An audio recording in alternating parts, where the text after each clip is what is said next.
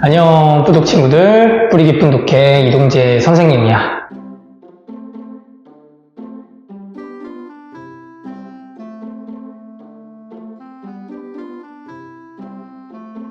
자, 우리 백제, 고구려에 이어서 이제 남은 나라가 있죠. 어딥니까? 신라입니다. 그쵸? 오늘은 신라가 어떻게 발전했는지 알아볼 건데, 일단 그 전에 궁금하지 않아? 고구려, 백제, 신라 중에 왜 신라가 가장 늦게 발전했을까? 왜 전성기가 가장 늦었을까? 궁금하단 말이야. 여러분도 궁금하겠지? 크게 두 가지 이유를 들 수 있을 것 같아.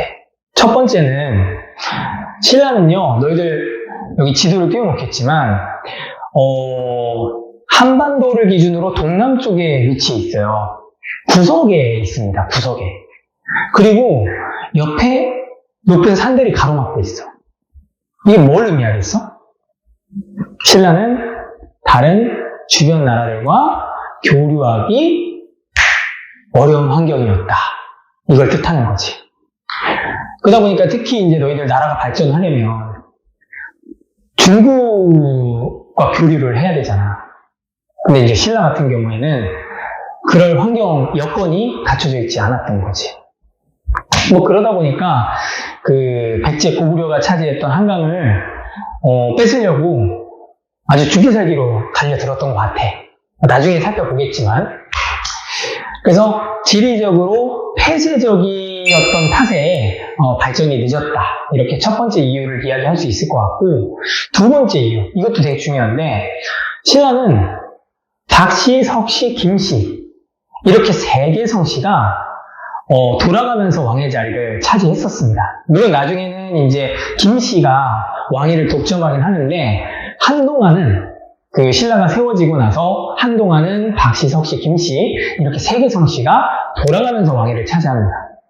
이게 나라가 강해지는 거랑 어떤 관련이 있냐면, 너희들 보통 왕의 자리라고 하면 아버지가 돌아가시고 그 아들이 물려받는 걸 떠올리잖아. 그래, 하지만 아들이 아버지의 뜻을 이어받아서 나라를 훨씬 더 크고 강하게 만들겠죠. 근데 신라는 박씨, 성씨, 김씨잖아. 집안이 달라. 그러다 보니까 박씨가 펼친 정책을 석씨가 이어받으리란 보장이 없어. 똑같이 석씨가 펼친 정책을 김씨가 이어받으리란 보장이 없습니다. 그러다 보니까 이게 자꾸 끊겨. 일관성이 없어요. 그러다 보니까 백제 고구려에 비해서 신라가 발전이 늦었던 게 아닐까, 이렇게 생각하고 있습니다. 이 두 가지가 이제 신라의 발전이 더뎠던 이유라고 할 수 있고, 그렇다고 해서 신라가 계속 발전을 못했느냐? 그건 아니야. 이제부터 본격적으로 얘기를 할 건데, 신라는 6세기 접어들게 되면 눈부신 발전을 하기 시작합니다. 언제부터?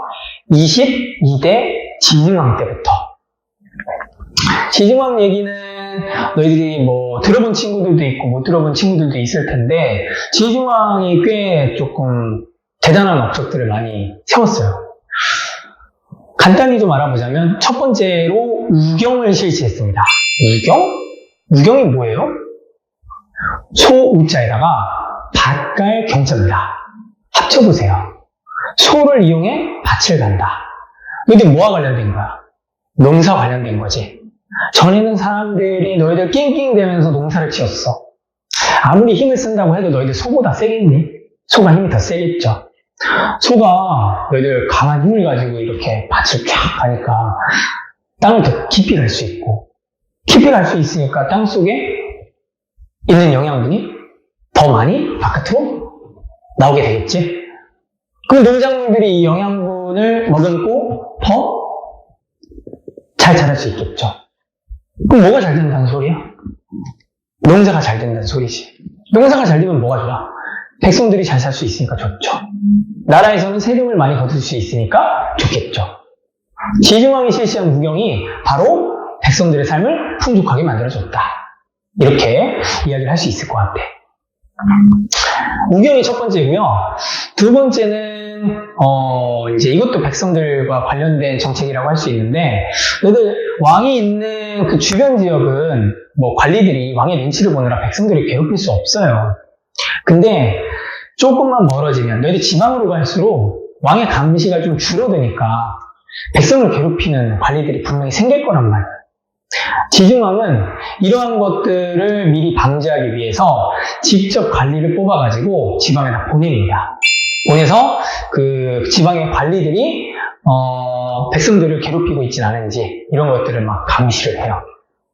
그래서 뭐 잘못한 사람들이 있으면 막 잡아들이고 벌을 주기도 합니다. 그럼 백성들의 생활이 편안해지겠죠. 그쵸? 이렇게 지방의 관리를 파견한 것도 지증왕의 대단한 업적 중 하나다. 뭐 이 밖에도 지증왕은 이사부라는 장군을 시켜가지고요, 우상국을 정벌하기도 합니다. 우상국이 지금의 너희들 울릉도예요, 울릉도. 들어봤지? 울릉도. 울릉도에 이제 우상국이라고 하는 작은 나라가 있었는데 얘네가 이제 신라한테 좀 까불었나 봐. 그래서 우리 지역으로 만들자라는 생각에 이사부 장군을 시켜서 정복을 해버렸는데, 뭐 이게 의미하는 게 뭐겠어? 그만큼 신라가 강한 군사력, 강한 힘을 가지고 있었다는 걸 보여주는 거겠지. 다 지중왕의 업적들입니다. 자, 근데 이렇게 해서 신라의 기반이 어느 정도 갖춰졌어. 근데 여기서 끝이 아니야. 지중왕이 이제 나이가 들어서 죽게 되고 그 아들인 버풍왕이 새롭게 왕으로 즉위를 합니다. 버풍왕도 아버지 못지않게 대단한 업적들을 많이 이뤘는데 대표적으로 한 3가지만 얘기를 좀 해볼게요. 첫 번째, 불교를 받아들이는데 앞장섰어요. 그리고 실제로 불교를 받아들였습니다. 근데 이게 처음에 이제 불교를 받아들이려고 하다 보니까 귀족들의 반대가 너무 심한 거지. 이때 이차돈이라고 하는 신하가 나서서 불교를 받아들여야 한다 하고 강하게 항의를 하게 되고 결국 자기 목숨을 바쳐가면서까지 신라의 불교를 받아들이는데 굉장히 이바지를 한 중요한 인물이라고 할 수 있어요.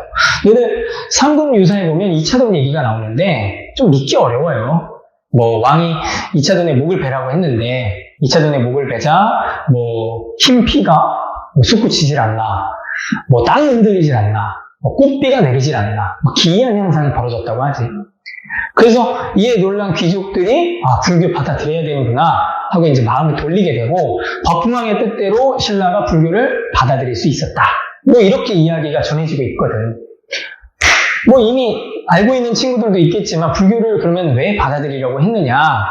뭐 중요한 이유가 크게 2가지가 있죠. 불교를 통해서 백성들의 마음을 하나로 모은다. 그리고 그 중심에 왕이 있다는 것을 알리고 싶었던 거지. 왕권, 가왕. 그래서 불교를 받아들인 게 이제 버풍왕의 첫 번째 업적이라고 할 수 있고, 2번째, 율령을 반포합니다. 율령 뭐 이제 너무 자주 들어서 잘 알고 있죠? 법이에요, 법. 법이 있어야 나라의 질서가 바로 서겠죠. 그리고 3번째가 이제 우리 이번 주 8번째 수업에서 이제 다룰 주제이기도 한데 골품제를 만들어요. 골품제가 뭐야? 신라만의 고유한 신분제도인데 이 신분제도는 좀 특이하게 자기 신분에 따라서 올라갈 수 있는 관직에 상한선, 그리고 내가 할 수 있는 일, 일상생활에서의 모든 일들이 신분에 따라서 다 정해집니다. 만약 내 신분에 맞지 않는 행동이나 일을 하게 될 경우에는 그에 상응하는 벌을 받았다고 해요. 그만큼 골품제도는 신라의 엄격한 신분제도라고 할 수 있는데, 너희들 주인공 성무, 너희들 읽은 책의 주인공 성무는 무슨 신분이었을까? 육도품입니다. 그러면 육두품이 어떤 처지에 놓여 있었는지는 우리가 수업을 통해서 자세히 이야기해 볼 수 있겠지. 일단 그 전에 너희들이 책을 잘 읽어와야 되는 겁니다. 뭐 골품제도와 관련된 자세한 내용은 수업에서 우리가 다룰 거고, 너희들은 골품제도란 게 있었구나, 신분에 따라서 할 수 있는 일이 정해져 있었구나. 뭐 이 정도만 기억을 하고 오면 좋을 것 같아요. 나머지는 선생님이 뭐 너희들한테 이야기를 해줄 거니까 그때 집중해서 잘 들으면 될 것 같아. 자, 이렇게 지증왕, 버풍왕을 통해서 신라가 나라의 기반을 다지게 되고, 이제 그 뒤를 이어서 왕이 된 진흥왕 때, 비로소 이제 고구려로부터 너희들 그 중요한 한강을 빼앗아 오게 되고요. 그리고 더 나아가, 이제, 너희들 그 유명한 삼국통일을 신라가 이루게 되는 겁니다. 그래서 오늘 공부한 지증왕, 버풍왕, 그리고 잠깐 언급한 진흥왕, 이러한 왕들의 노력이 있었기 때문에 신라가 훗날 삼국을 통일할 수 있었던 게 아닌가, 이렇게 생각을 해요. 그래서 중요한 인물들이니까 잘 기억을 하시고, 이러한 너희들 배경 지식을 가지고 오늘 수업에 들어오게 되시면 골품제도와 관련된 이야기를 중심으로 신라가 어떻게 발전하고 강해졌는지 이야기를 나눌 겁니다.